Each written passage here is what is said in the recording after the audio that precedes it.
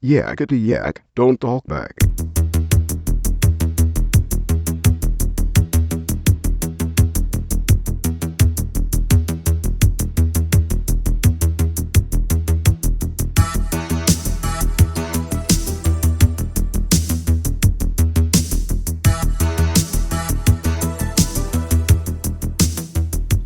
Hello, welcome to episode 49 of Chet and John's reassuringly finite gaming playlist. My name's John Denton. With me, as always, Chet Roivas. All right.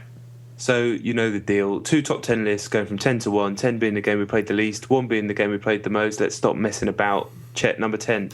Okay, all right. My number 10 isn't a game, but I had to mention it anyway. It's Zello on iOS. I thought I saw this today, weirdly. Yeah, it's. I mean, they talked about it on Joypod last week. Dave Turner's been banging on about it. You don't know what it is then? No, I just saw the name about 20 minutes ago. Right, it's basically just a CB radio on your phone. That's literally what it is. The only problem that there is with it is that you can't browse channels. It allows you to set up a channel. You can type in a word, and that can be the name of your channel, and it's online and it's ready to go. So the process of fiddling with it at first just involves typing in everything, every expletive you can think of in and trying to find a channel called, whatever. I set up a channel called UK Cunts, and then I just left my phone on the side. And before, it was probably the best part of an hour. Some Scottish guy came on and started ranting, and I didn't understand a word of it except that there was plenty of uses of the word cunt. But the busiest ones are towns. So if you type in London or Bournemouth or Brighton or whatever, there'll be people talking. But honestly, 90% of them are just Scottish people fucking ripping the shit out of each other. You'd be surprised at how entertaining that can be. But yeah, it's oddly compelling. The fact that you can create a channel and then just leave it sat there is strangely, like I said, strangely compelling. I reckon my kid would love that. What? Yeah, I might set it up. Because he just likes it when people talk through the phone. What, he likes Scottish people? Yeah, he wouldn't know what they were saying. All right, okay. Okay, Yeah, right, cool. It's probably terrible. Yeah, well, have a look at it anyway. It's just, it's funny. It's, what can you say? That sounds good. Ham. Is that the same as a ham radio? What the hell's ham? I don't know. Ham radio. I don't know what that is. My number 10 is Backbreaker 2. I think it's called Backbreaker 2 Defiance on the iPhone. It's free. Backbreaker is the American football game with the physics are done by natural motion, which is the Euphoria engine that's in GTA and Red Dead. It's meant to be terrible though, wasn't it? This was all right for free. You run down the pitch, a guy tries to tackle you, try and dodge him. I played it for about literally 2 minutes, but I thought that was quite fun for free. When he tackles you, the reaction's quite good, the physics. It's like, I'm glad I spent 2 minutes doing that. I'm sure other people would enjoy spending 2 minutes doing that. I'm sure it's not actually very good, but it's free. Okay. All right, cool. Okay, my number 9 is a game called Retro Pixel Racers on the Xbox 360. It is an indie game. By the cover art, I thought it was going to be a sort of rip-off of Micro Machines, which I was well up for. It's not. It's actually a remake of a sort of rip-off of Super Sprint, which I'm up for equally as much. The problem is that the handling's fucked. It's structured in a way. It's structured like an iOS game in that you do a level, you earn 3 stars, you move on to the next one, etc., etc. But you have to upgrade your vehicle, and everything's at the bottom. So controlling the car is a fucking nightmare. I couldn't get past the second level. The handling just changes on a whim. Sometimes you'll bang into a wall and it'll stop you dead. Sometimes it'll fling you in a completely different direction. Sometimes it won't do anything at all. So every time you hit anything, the same sound effect, the same crash sound effect. And also the music. It is the music you can't turn off. It sounds like a rip-off, a cover of Love Machine, that song by the Saturdays or Girls Aloud, or whoever it was. Christ. And that to say that gets annoying is an understatement. So it basically became unplayable after the second level. I just couldn't get past the second level, and without the ability to upgrade, because you need the stars, the points to upgrade the stars. So it's basically fucked as far as I can tell. I did persevere with it and just had no joy at all. That sounds horrid. Yes, it's a shame because I was well up for a Super Sprint remake. I'm well up for some Micro Machines. Yeah, someone's got to do that. Yeah. Cody should just chuck one out. I don't know, licensing, who knows? There must be some reason why that hasn't happened for a long time. Do Micro Machines exist anymore? I haven't seen them. I have no idea, actually. That's a good point. I don't know. You'd thought people would still want to play with little cars. I wonder what happened to that guy as well. He was all right. My number 9 is a game called Knytt or Knights Underground, KNYTTS on PlayStation Vita. It was another one of the free games on PlayStation Plus. It's a platformer. It's kind of got a limbo style to it. Everything's done in a silhouette and seems to be based around physics, but I really I got a few screens in and I just couldn't get any further. It just made no sense. It's a bit pathetic effort, to be honest, but it got to a bit where you speak to your sister and then she says you can press a button and you can draw maps on the world, and I was like, okay, that sounds interesting. I don't know what you're talking about. And then you had to get back down to where you were, and there was like an electric floor. Couldn't do it. Spent about 10 minutes trying to do it, and I was like, I don't have time in my life for Knytt Underground where I can't work out. I pressed every button, pressed the back screen. So I'm not going on GameFAQs to get off the fifth screen in Knytt Underground. So yeah, another PlayStation Plus failure for me. But maybe it's good if you get off that screen, but I didn't have enough time. Okay. I had a long discussion with a mate about PlayStation Plus. Do you feel like you're getting your money's worth? Right now, no. But if I'd never played Vanquish, Bioshock 2, I've got Infamous 2 on there, which I haven't played yet. There's some cracking games on there if you haven't, those two in particular, and there's a couple more. Jet Set Radio is good on Vita. There's Uncharted as well on Vita, which I already had, but if I didn't. So right now, no, but that's purely because of the games I've already played. But I think it's only a matter of time. Yeah. And it's the same price as Live for a year. Yeah. Okay. Cool. All right. Who is the Micro Machines man you were talking about? Remember that guy who spoke really fast in the advert? No. He had a moustache. You wouldn't remember. Of course not. Sorry about that. Okay. My number 8 is a game called Tin Man Can on iOS, not Tin Can Man. Tin Man Can. It's a Chilingo game. It's another one of these games that I'm sure there's a word for it where you don't stop moving. I think Endless Runner, or is that right? Yeah, Endless Game. Constant Runner, they're called those things. Okay, all right. It's not like Temple Run. You're running from left to right, and you hold the screen to boost your little rocket tin can man up, and you only have a limited amount of boost, so you have to time it so you don't drop. Okay. It's a game you have played before, and I've played before.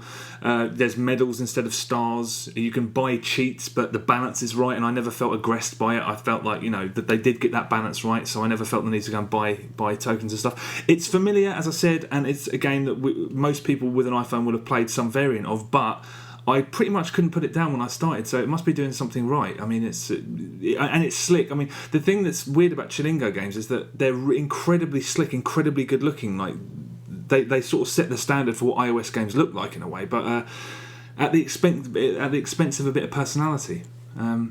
But yeah, by and large, very good. I mean, I got gripped by it. So if you haven't played one of those games, in the unlikely event that that's the case, then yeah, check it out. Tin Man Can. Yeah, they're always quite fun. I've got another one later I'll talk about in that style. There's always something appealing, and they're kind of unique to that format as well. It didn't really exist before, did they? I'm sure. No, they made like back in the. I remember that one. It was kind of like an endless game that you had on that weird computer when we were a lot younger. It was like little mouths or something, and you had to eat burgers. Oh yeah, that's right. Yeah, God knows what that was. But that was hilarious. Incidentally, Tin Man Can, there's online multiplayer, but I couldn't find a match, so I can't comment on that. How does that work? Exactly. I don't know if it's like you're racing someone or but yeah. if I might have another go at some point. Yeah, it sounds fun. My number 8 is an iPhone game. It's Ticket to Ride Pocket, which is a game I've heard about for a long time, but didn't realise it was on iOS, and it was free. I don't know if it's still free, but it was free for a while. People were banging on about it on Twitter, so I thought I'd check it out. And you can see how it's clearly a very, very good game. It's a board game where you have a map of America, and it's around the time the railroad started, and I don't quite fully have my head around the rules yet, but it doesn't seem too complicated. Basically, the premise is you're trying to build railroads between the major cities, and your competitors are trying to do the same thing. So, say you're trying to build one from San Francisco up to, I don't know if Seattle was around then. Say Seattle, I don't even know if that was around then. But someone else is trying to cut you across the middle by going through Portland or something like that. So it's all about trying to get as much railway as possible across America without other people cutting you off. And you draw cards to see which cities you can do and how long track you can make in each turn. Seems tactical, a lot of room for being very devious, and it's really nicely presented on the phone, especially for free.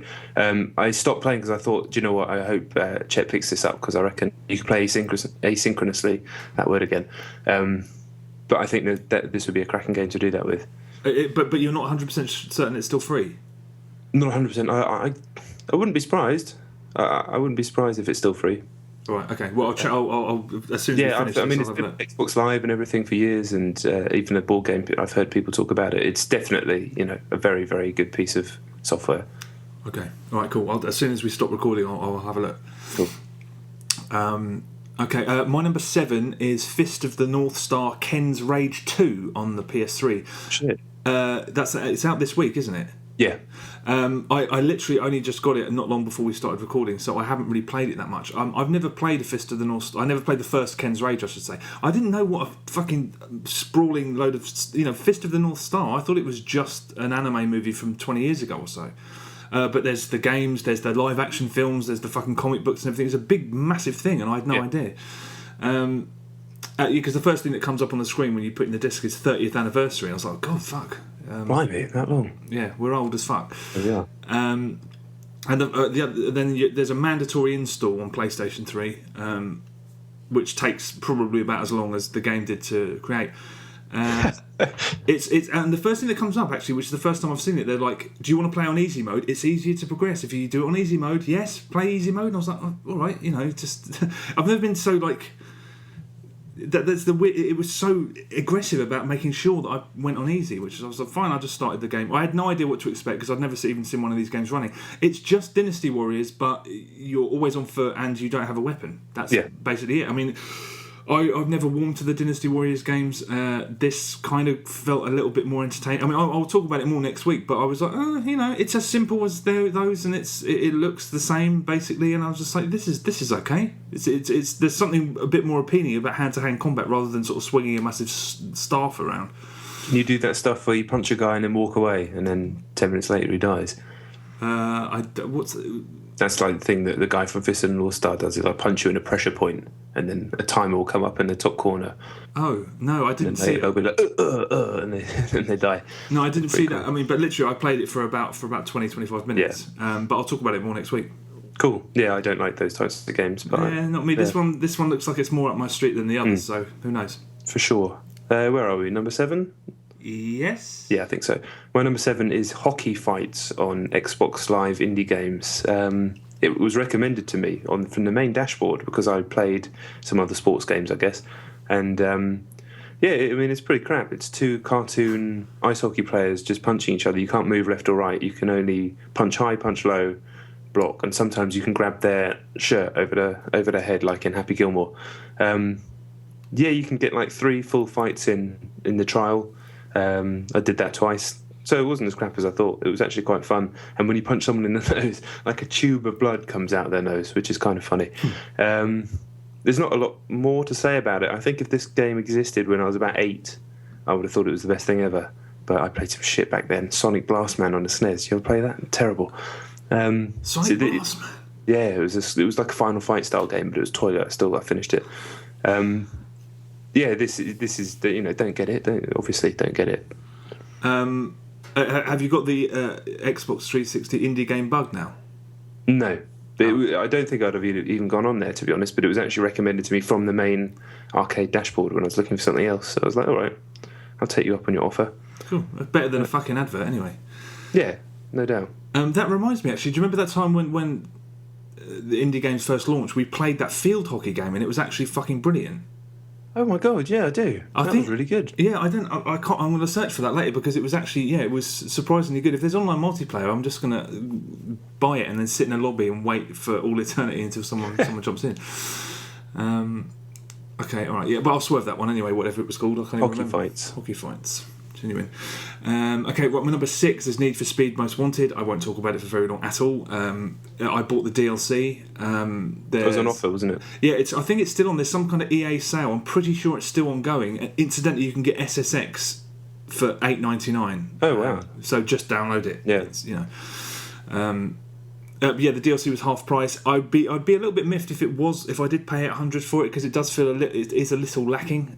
400 points though, it's great. It's if you want a few more cars and a bit more campaign, that's what it is. It's a bit more of the campaign, which I thought was great. I haven't finished it yet, but it's it's the same as you get 5 more Most Wanted cars, and you get an upgraded version of the Lamborghini Aventador, which is the car all us lot use online anyway, so I can smash people up. It's good. Sweet, very good.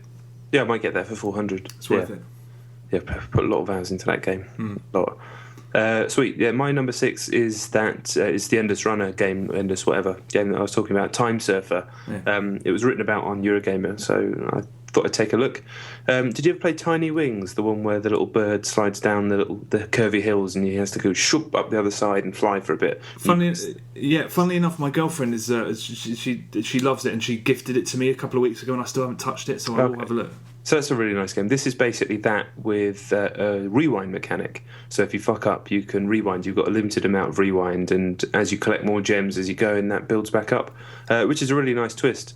There's power-ups. It's much more kind of video game styled. I think you might be a little cat on a surfboard or something. It's kind of that almost Reddit type humour to it. And it's a really nice game. It also showed how well designed Tiny Wings is, because you could quite easily see that game is just a bunch of curves, but that's actually really cleverly designed, and the distancing between the lumps, as it were, is clearly very good. Because in this game, Time Surfer, it's not quite as good. It's harder to get into a proper flow, and it's okay because you can rewind and do it again, but then again, Tiny Wings would never need that. So credit to the guy that made that. Sometimes games don't reveal how well designed they are until you see something that tries to copy it, which is the example here. But it's still really good. It was only 69p. There's like power-ups to get along the way. There's little combos where you can bounce on asteroids and planet, like the rings of planets and stuff as you're going along. Definitely a nice game. A lot of personality to it. Cool music. Definitely not disappointed with my purchase, and I'm sure it'll get plenty more time. It's good fun. Okay, that does sound really good. How is it doing well? I don't know. I would have never have heard of it in a million years if it wasn't written about on Eurogamer. So quite how the writer there found out about it, I don't know. These things just seem to turn up on your doorstep sometimes. But I'd imagine it's doing all right. Okay, all right, genuine. That sounds interesting. I'll play Tiny Wings before next week, because I've heard a lot about it. Just a bloody good game. Yeah. So we're here. Okay, all right. My number 5 is another iOS game. It's Dingle Dangle. I spoke about it last week. It's terrific. It's truly terrific. I spoke about it last week, so I won't bang on. The only problem with it is that it's like Tin Man Can. It's another Chilingo game, and I feel that this, the pristine, their games look so appealing and so pristine, but it kind of makes them feel like they were made on an assembly line, and that sort of hurts them a little bit. For it to feel like something that was the work of just one or two people would sort of, and a little bit more eccentric in its design, just its visual design, would be. I think would endear me to it even more. But that said, it's a really fucking great iOS game. 69p. The only fault with it is that it's too easy to put the camera into free roam mode, which is just if your thumb slips off the lever that you do to lower these the anchor down. It's easy to just move your thumb a couple of centimetres and then it'll go put the camera into free roam mode. And if you're doing something quite intricate, that's really irritating. But it's just a fucking cool iOS game. And, I likened it to Loco Roco and World of Goo. It's not really like any of those two. Visually, it's kind of like Loco Roco because the little things that you pick up look almost exactly the same. And the physics are very reminiscent of World of Goo because they're amazingly precise. This uses tilt controls and it's one of the most perfect... It works so perfectly, and you can do the most precise things by tilting the iPhone. Just download it. Dingle Dangle. It's fucking cool. Yeah, that does sound cool. It's 69p. It's fucking great. I was surprised that I keep going back to it. It's great.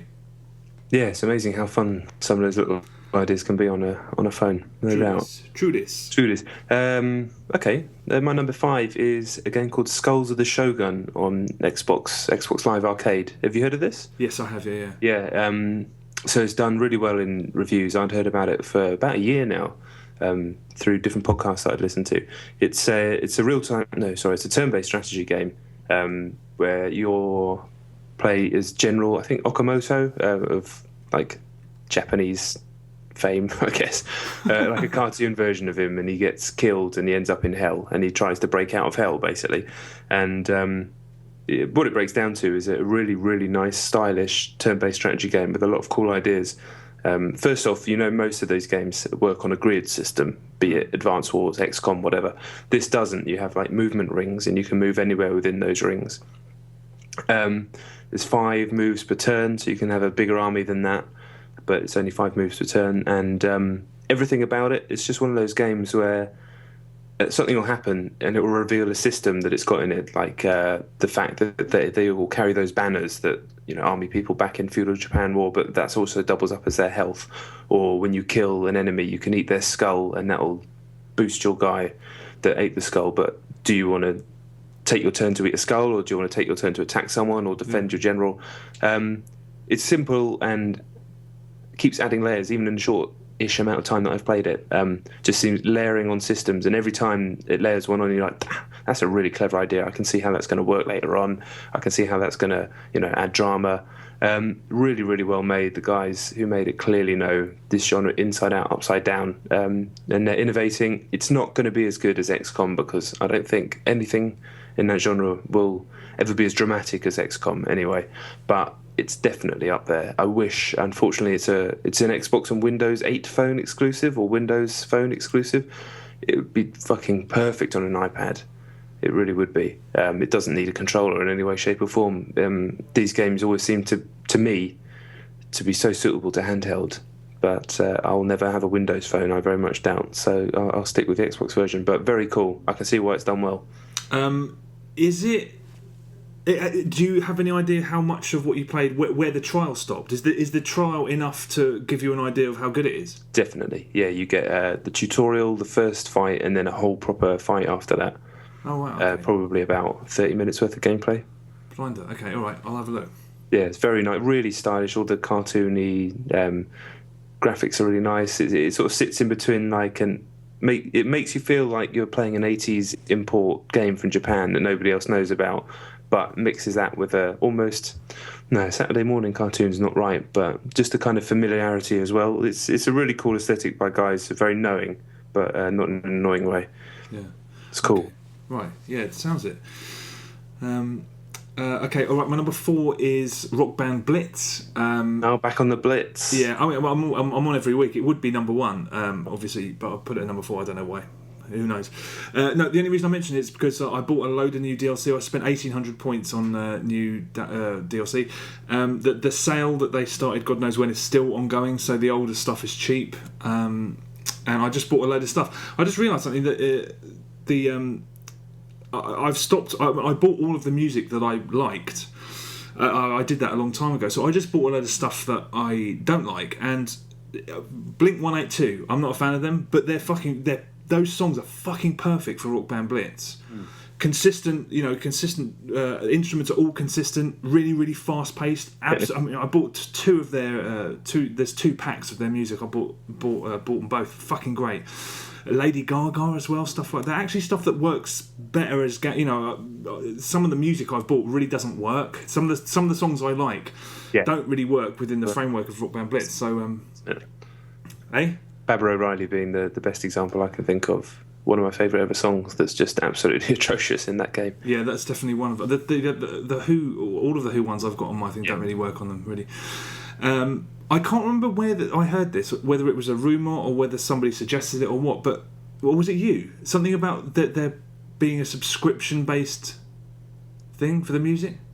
I read it somewhere or heard about it somewhere that it might be a good idea. It's not a rumour even. It was just an idea. I think it was another podcast I listened to, maybe Giant Bomb or something. They were chatting about it, that they could. It just seemed like that would be a good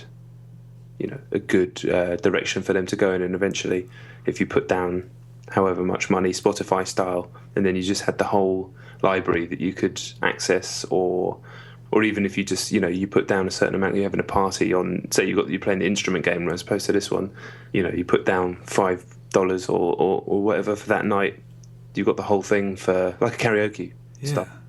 The logistics, God knows, I don't know anything. I barely know how to turn on my computer, so wouldn't have a clue how any of that would work. But as an idea, it seems perfect. Especially that would get my instruments out again, get everyone round, have the whole library there. You don't have to download anything. Somehow you could stream it. Again, I don't know how that would work, but that would be cool.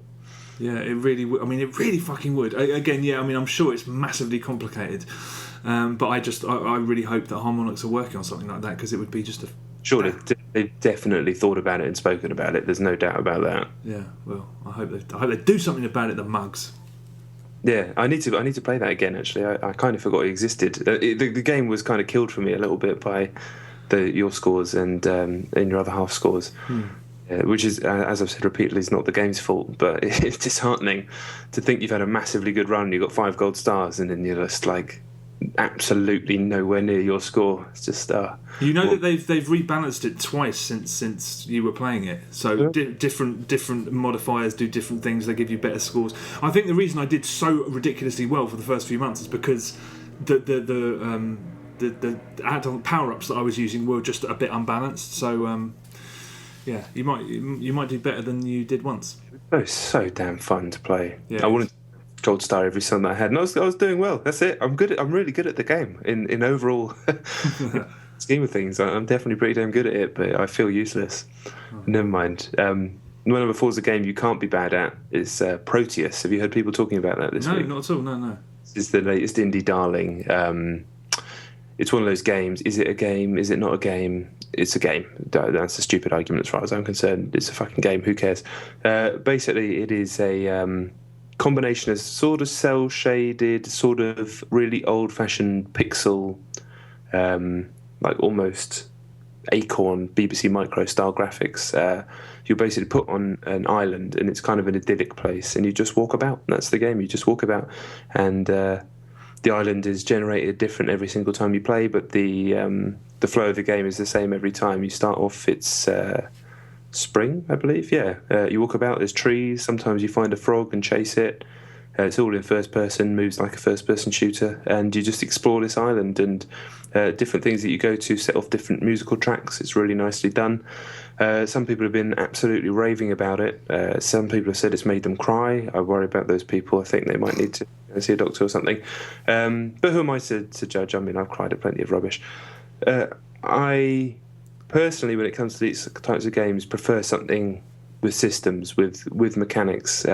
Journey being probably the best example. Yes, there's no real point to Journey apart from forward movement, but at least you can jump, you can interact with the world. Here there's no interaction whatsoever. It's just sort of discovering things. Apparently, if you play it through again, and it does have a trajectory to it, I don't want to spoil it because I'm sure there's plenty of people out there who want to play it.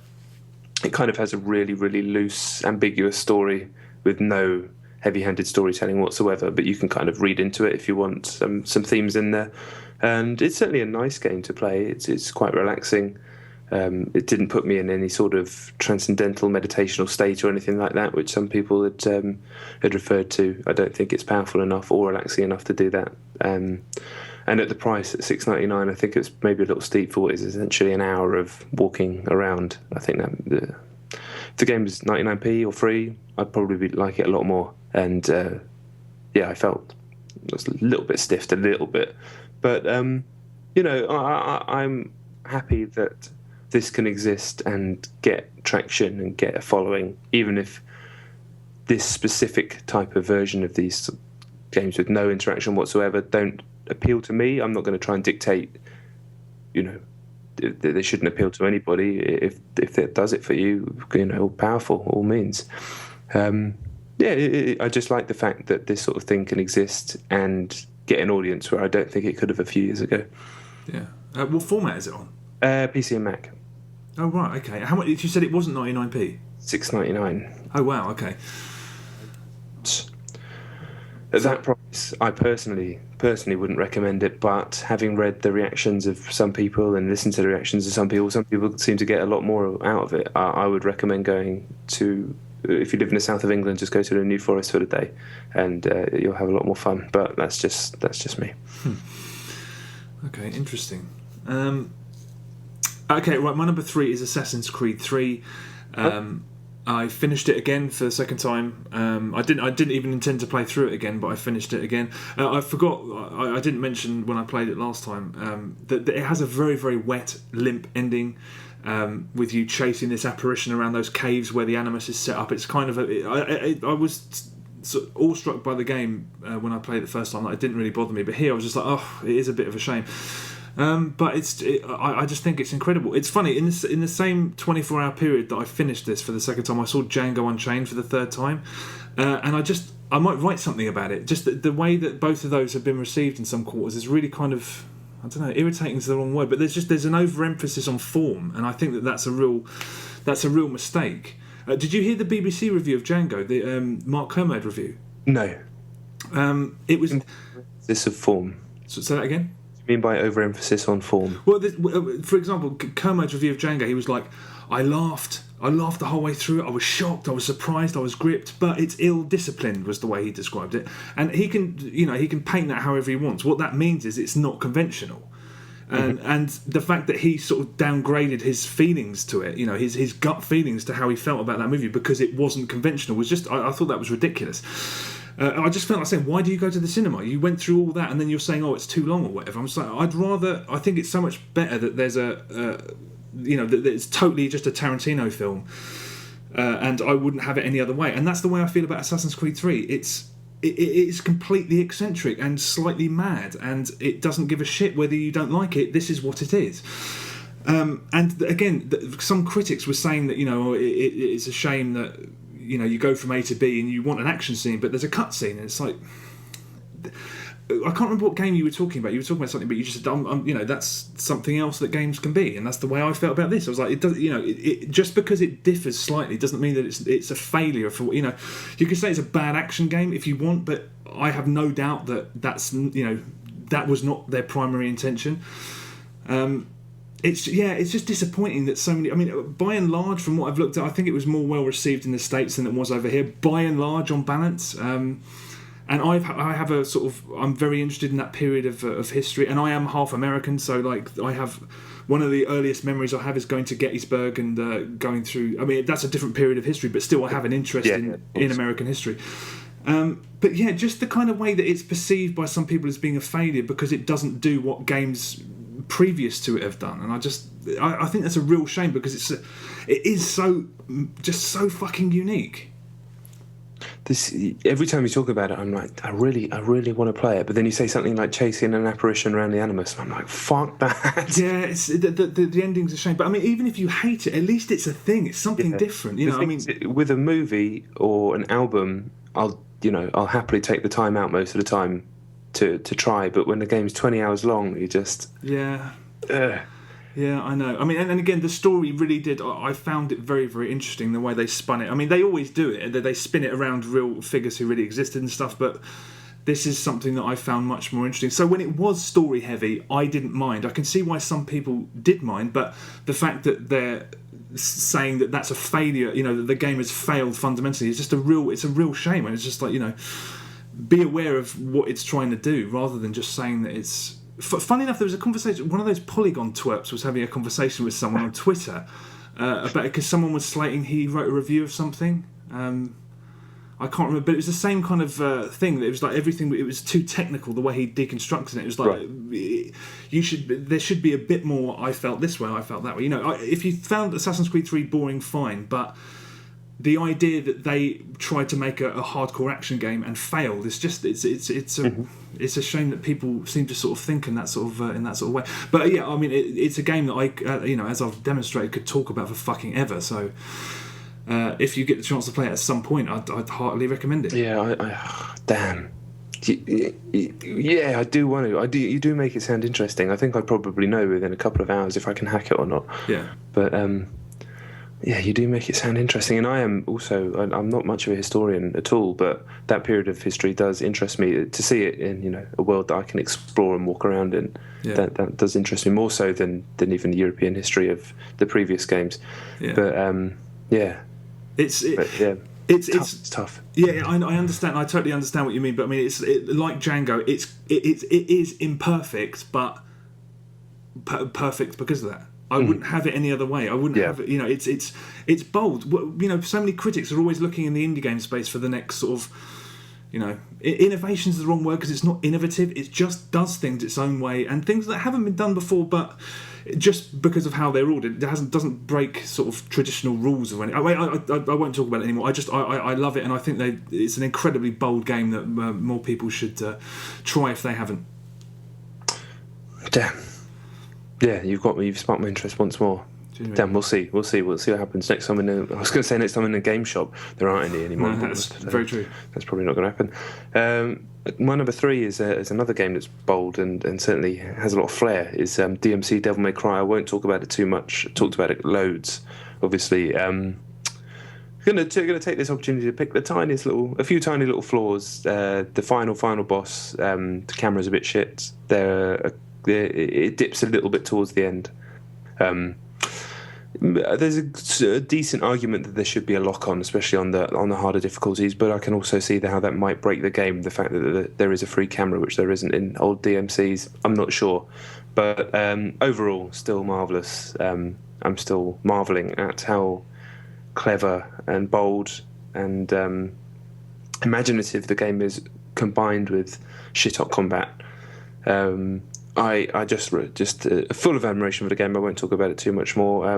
Don't know whether I'm going to play back through on the harder difficulties or try and chase S ranks, but the fact I've been through the game over 2 times already, I don't ever remember doing that with anything. Maybe Halo 1, but I never play games more than once. To have be over 2 times through this already, for me, is completely out of the blue. So yeah, awesome.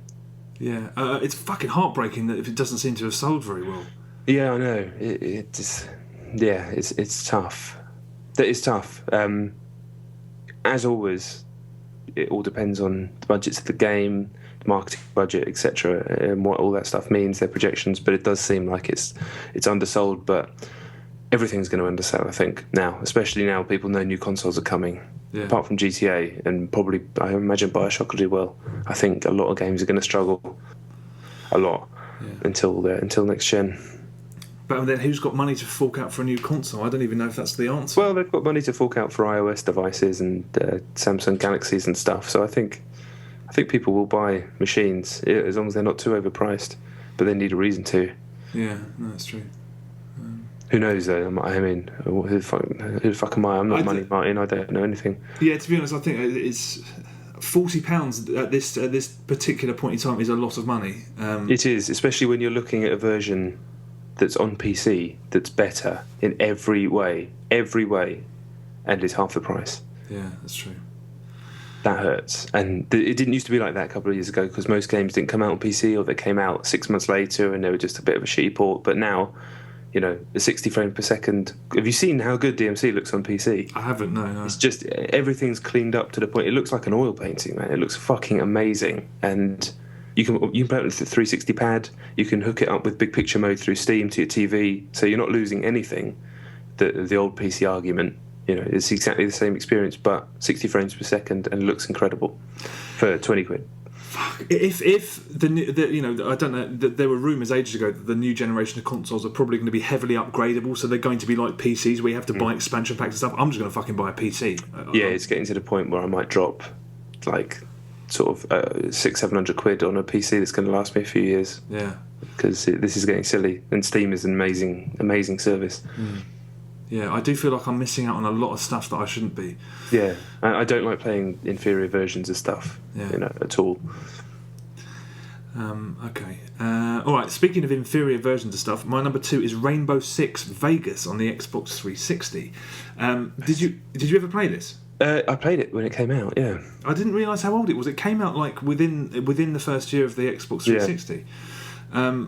I never played it. We were in game a few weeks ago, and my girlfriend just because she used to play this loads back in the day, and we picked up 2 copies for like a £5, and we started doing it the other day on co-op. Oh my god, it looks so fucking terrible. It's if you took someone, say a gamer who wasn't a fan of shooters, and you put that next to Halo 4, they'd swear that it was 2 different hardware. I mean, it looks like a PS2 game for most of the time. Everything that could be wrong with it, jaggies, ghosting, like pop-in, excessive loading times and stuff, all of it's there. I mean, it's a shitty looking game.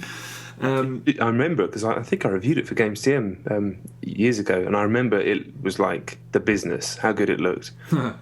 Yeah, it just shows how much time's changed. Yeah, I mean, it's an ugly as sin game, and it's clunky, and there's an irritating cover system, and you can't change the buttons. It's all, you know, it's a pain in the arse. But me and my girlfriend did the first level on co-op, and we're gonna play through the whole thing. It's crap, while at the same time being quite fun. I mean, it's just you're walking down empty streets, and there's 3 guys will pop out, you shoot them. 3 guys. I mean, it's I don't know how it's going to change as the game progresses, but it's incredibly simple, incredibly primitive, but quite entertaining. What's funny is that it's you can only go in one direction. It's basically on rails almost, but there are loads of deviations where you can go, and we basically ended up getting lost all the time. And my girlfriend was like, "Where the fuck is? Why isn't there a waypoint marker?" And I was just like, "That's another indication of how times have changed because." They just expect you to find your way, and there are some parts where there's rappel hooks that are really hard to find, and then it's just it's such an old game. It feels like it doesn't even belong on the current hardware. I mean, we're going to play through it, and so far it's fun. If a little bit weird. Yeah, that is old. Yeah, really old. I had no idea. I thought it was newer than that, and we tried trying to find a multiplayer game, but obviously there's nobody playing it. Yeah, I enjoyed it at the time, but that was 6 years ago, I think, maybe a long time ago. Yeah, a long time ago. It's weird how games that come out at the beginning of a hardware cycle look older than stuff that came out at the end of the previous one. Yeah, sometimes. No doubt, definitely. Yeah. My number 2 is it's quite a stupid game, really. Is a game called Darts Night on the iPhone. My mate, good buddy of mine, Simon Miller of formerly of X360 and all sorts of different places fame, just said he can't stop playing Darts Night, and I was like, right, I'm on this. It's a free download. It's exactly as you think it is. Touchscreen darts game where you flick to throw the darts in, but it's so well made and so well the controls are so well balanced that it's almost like you're playing real darts. The same. I don't know if you've played much darts in your life, but it's all about consistency and momentum. And the second you start questioning your own action as you're throwing the dart, you start fucking up. And the best players can maintain that consistency and accuracy. That's how darts works. A normal person or an idiot like me starts questioning it straight away and then getting angry with yourself and you can't hit anything. Exactly the same feeling on this. You're throwing a couple of treble 20s and then you tense your hand up a little bit and you throw it into the one. You need to close out on the double and you just can't hit it. But if you wanted to hit that double in the middle of the game, you'd hit it straight away. It's really, really fun. It's also that type of free-to-play game that just has adverts, kind of non-intrusive adverts, and it goes, you want to pay 69p to get rid of them? After about an hour of playing, I was like, yeah, I'll give you 69p, of course. You deserve that, absolutely. So I think that's my favourite type of free-to-play. We're going to piss you off ever so slightly, but here's the game for free, and if you'd like, we can get rid of that for you. That's a pleasant thing. And I played it, and I could, as I'm playing, I'm like, I could probably just sit here on this chair and just play this forever and fall asleep and just wake up and continue to play this. It's just super fun, super fun. Is this the one where you hold the iPhone like you're throwing a dart? No, you just hold it. You're literally flicking with your thumb. Oh, okay.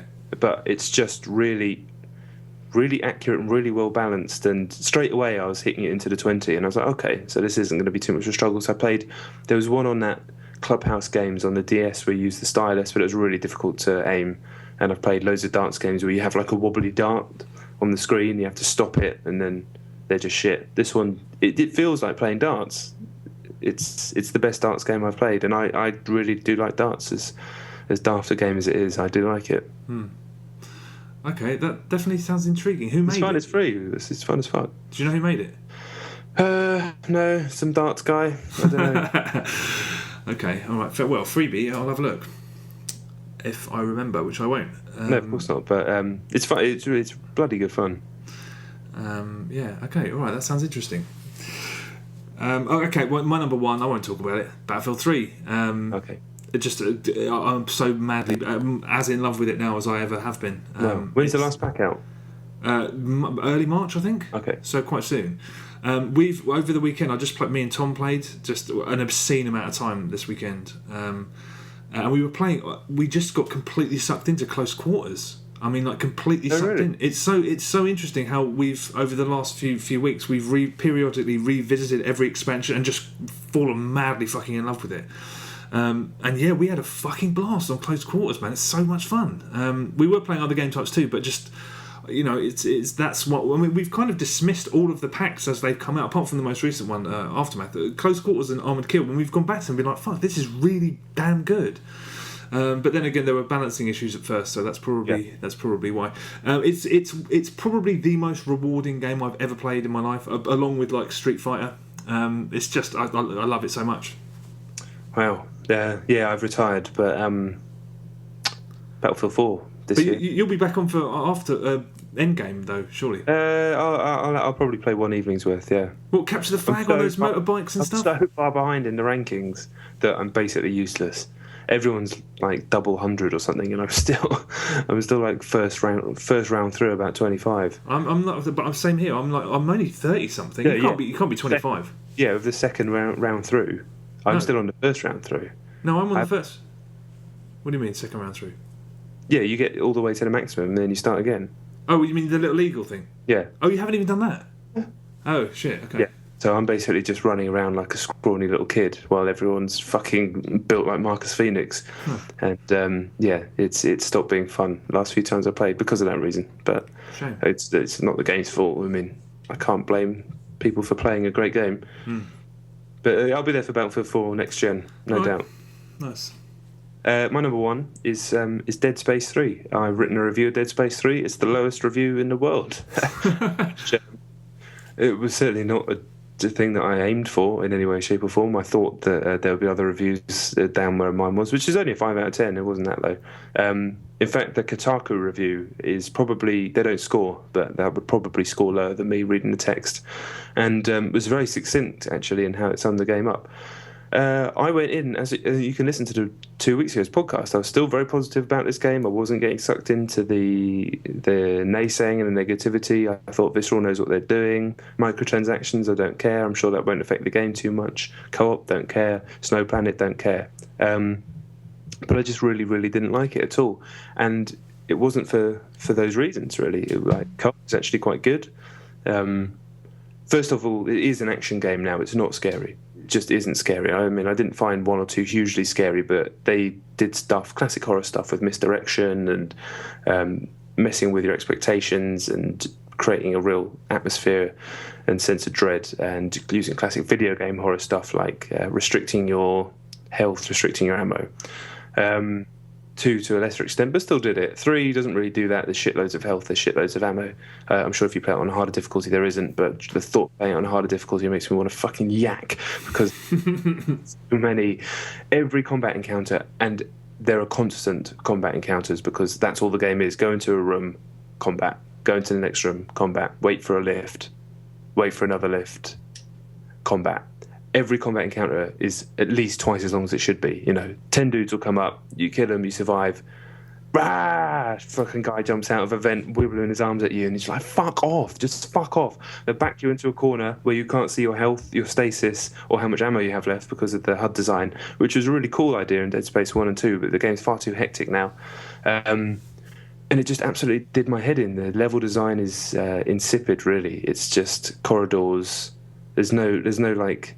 None of the like really glorious stuff from Dead Space 2, like the nursery and the church. It's just spacey corridors or snowy corridors. Basically, they seem like they're open landscapes, but they're not. And it's just really long. It's a really long slog for me. Some of the some of the scores it's got, I just couldn't believe it. It's just like, have I played the same game? One of the best action games in years. It was called on Polygon. I was like, damn, man. It felt just. There's no new ideas in it. It felt like this was the Dante's Inferno team from Visceral, and the real boys are working on something new for next gen. And while it's slick and expensive in many ways, and there's some good set pieces, and there's one brilliant bit where you've got a huge section of open space that you can go to different ships in on a little second ship, and it's open, it looks amazing. Yeah, not doubting any of that stuff. And it's still fine and good, but it's just fucking long, fucking boring, and arduous, and I didn't enjoy it at all. Wow, I'm still. I mean, I will have it tomorrow, so I'll talk about it next week. I still have high hopes for it, but yeah, it sounds like that is exactly as you said, the game that people were worried it was going to turn into. Quick word on those microtransactions. There's a crafting system now which people know about. To me, you can craft your own weapons, you can hack on little bits and build your own weapons. Cool. A lot of people seem to like it. That's fine. For me, it's almost antithetical to what Dead Space should be, right? It should be it shouldn't. It should be whatever Visceral makes it. That's the point I want to make. It's not up to me to say what Dead Space is. Who the fuck am I? But if they're trying to create a game with atmosphere and horror, having to sit at a bench every 5 minutes and piss about with like 6 different bits of currency, you don't have a fucking clue what they are unless you spend the time to really work it out.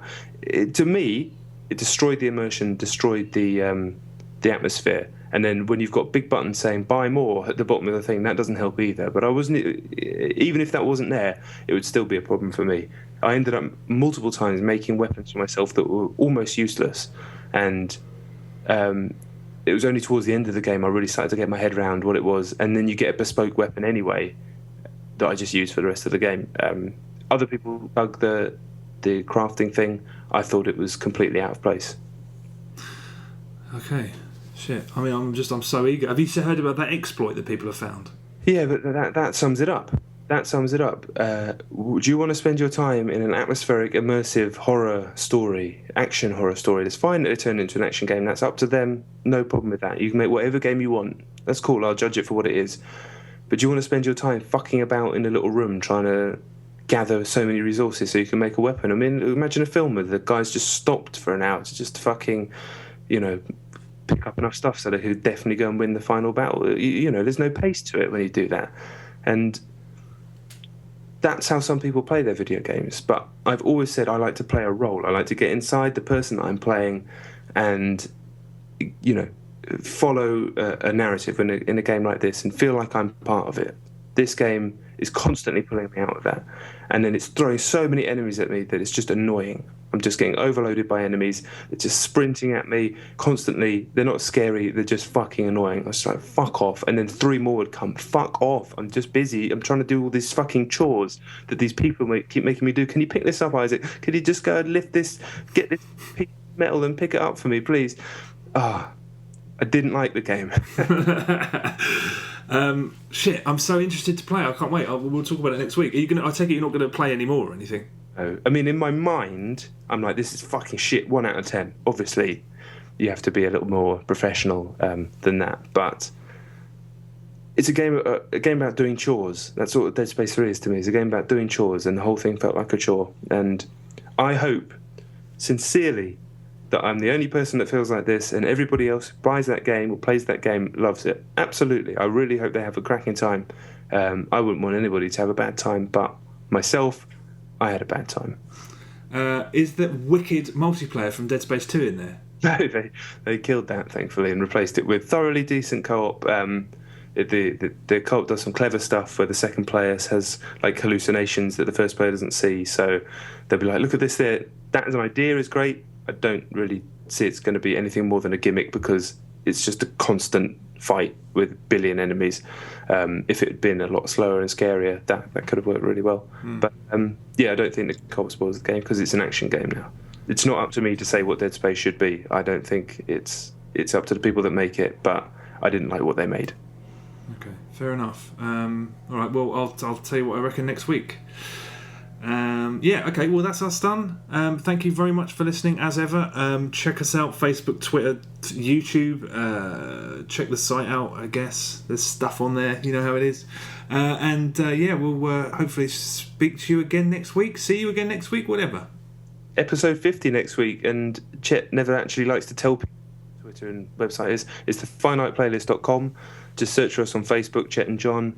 We're at John Denton, at Chet Roivas, and the YouTube channel, which is going to have a ton of content. There's a ton of content on there already. It's actually pretty good. Is Chet and John as well. So go and subscribe to that. Leave us an iTunes review. That would be fucking sweet, man. That would really help. And we'd appreciate that a lot. And we'll be back next week for episode 50. Pop, pop. Ciao, sir.